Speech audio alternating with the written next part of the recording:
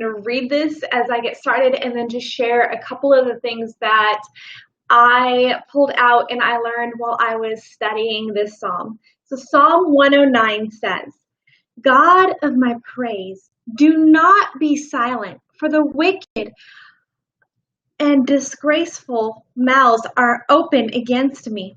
They speak against me with lying tongues.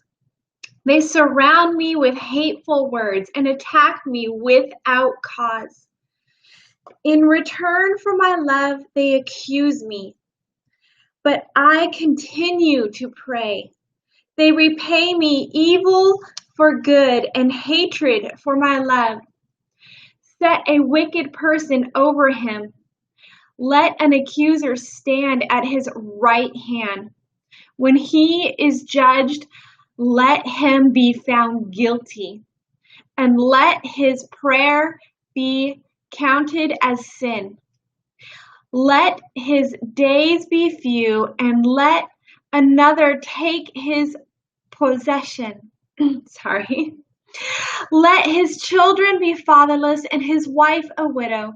Let his children wander as beggars, searching for food far from their demolished homes. Let the creditor seize all he has. Let strangers plunder what he has worked for. Let no one show him kindness, and let no one be gracious to his fatherless children. Let the line of his descendants be cut off. Let their name be blotted out in the next generation. Let the iniquity of his father be remembered before the Lord, and do not let his mother's sin be blotted out. Let their sins always remain before the Lord, and let him remove all the memory of them from the earth. For he did not think to show kindness, but pursued the suffering, needy, and broken-hearted in order to put them to death. He loved cursing. Let it fall on him. He took no delight in blessing. Let it be far from him. Let it enter his body like water and go into his bones like oil. Let it be like a robe he wraps around himself, like a belt he always wears. Let this be the Lord's payment to my accusers, to those who speak evil against me. But you, Lord, my Lord, deal kindly with me for your name's sake. Because of your faithful love is good, rescue me, for I am suffering and needy. My heart is wounded within me. I fade away like a lengthening shadow. I am shaken off like a locust. My knees are weak from fasting, and my body emancipated. I have become an object of ridicule to my accusers.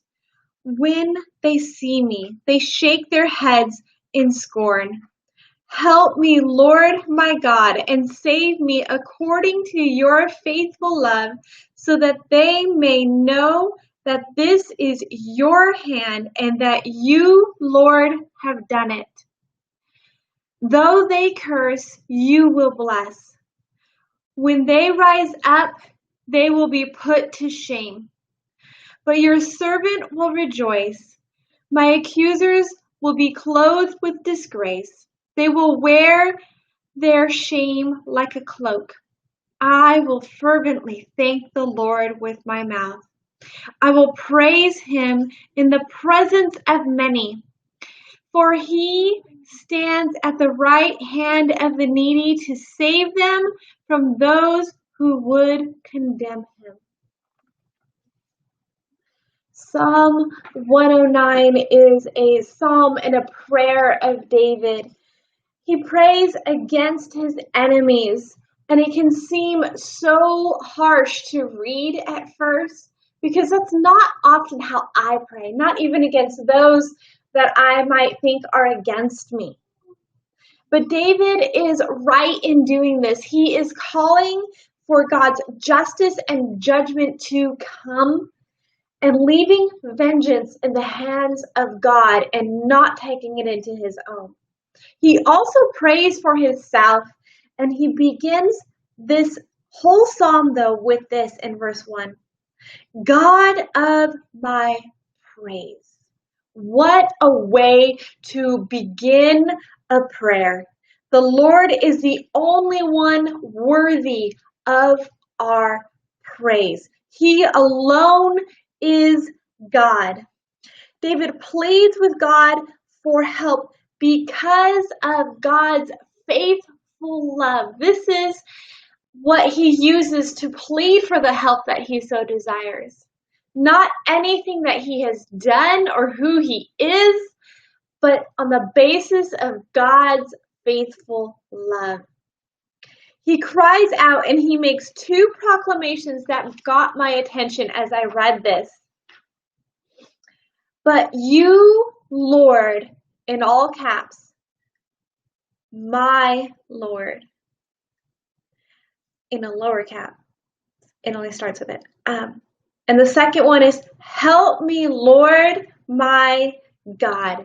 If you dig into this just a little, and you're kind of clued in the print of it, because the first Lord is going to be all in caps, and then the second one only begins with the capital letter L and then goes to lowercase. This is significant whenever you see this. Whenever the Lord is all in caps, it is the personal name of God, Yahweh. And the lowercase is that of a ruler or a king, someone who simply has authority over you. So this king, he is saying, the Lord Yahweh, he proclaims as his Lord, ruler, and God over him. Now, David was one of the greatest kings of Israel, and yet he bows his knee here to Yahweh. He pleads for God to help and to step in, not only for his own benefit, but for the benefit of others, that God's faithful love may be seen in his life, and God being at work in this situation, that the name of the Lord would be known. David places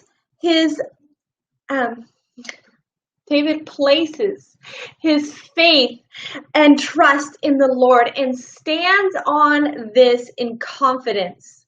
He stands on the rock of God's faithful love. I will fervently thank the Lord with my mouth. I will praise him in the presence of many, he writes in verse 30. David waits with expectation.